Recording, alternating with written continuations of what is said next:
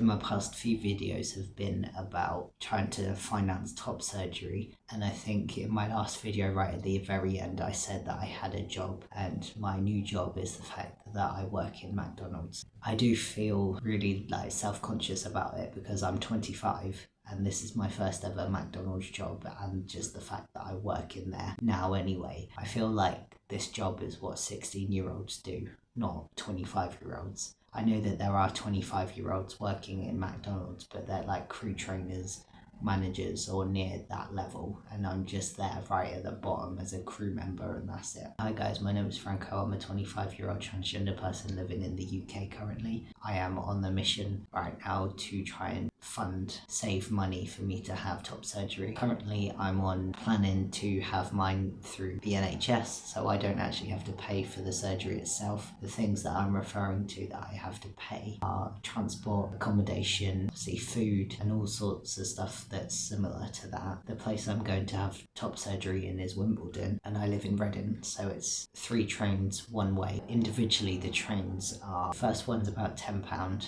the second one's between 25 and 30, the next one is around £10, so that's individually £50. And because I'd have to go to Wimbledon and then obviously come back, I would need an open return ticket. I don't know how much that would be. I have to go there for the surgery, come home, and then come back a week later, and then go home and then have more follow-up appointments after the 1 week one. So it's going to be not done all in one session, and it is a major surgery and I get that, so I'm going to have repeated appointments and repeated train trips and journeys and stuff like that. At least now I have a job and that I can save money to pay for the train, pay for the hotel, because they want me to be at the hospital at 6:45 a.m. I can't even get to the closest town centre for me for that time, so getting to Wimbledon is practically impossible at that time, so I'm going to have to stay in a hotel room, and it's not going to be an overnight hotel room stay. It's going to have to be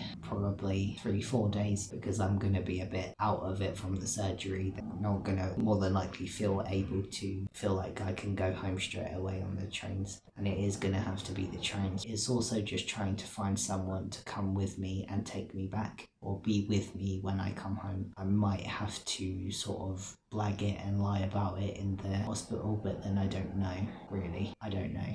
It's all looking pretty bleak at the moment, but at least for me having this job, it's one step closer and I'll be able to financially afford it. I don't have a appointment date scheduled in at the moment. I need to contact the hospital because I was supposed to have a phone call appointment with them a week ago, but they never phoned me, and then they emailed me saying, can we call you at 4 p.m, and they just never phoned me then. So I'm going to have to email them tomorrow on a Monday to see when they get back to me. But with this new job, I don't know when exactly they're going to schedule shifts, and they could change. Working at McDonald's, you could be planned to work a certain day at a certain time, and then it could be changed to a different day, a different time, or it could be the same day as what you was originally working, but then the hours can be shortened or extended. It just depends on what the individual McDonald's wants and needs from the workers, basically, if that makes sense. And I'm just hoping that it is true that the manager said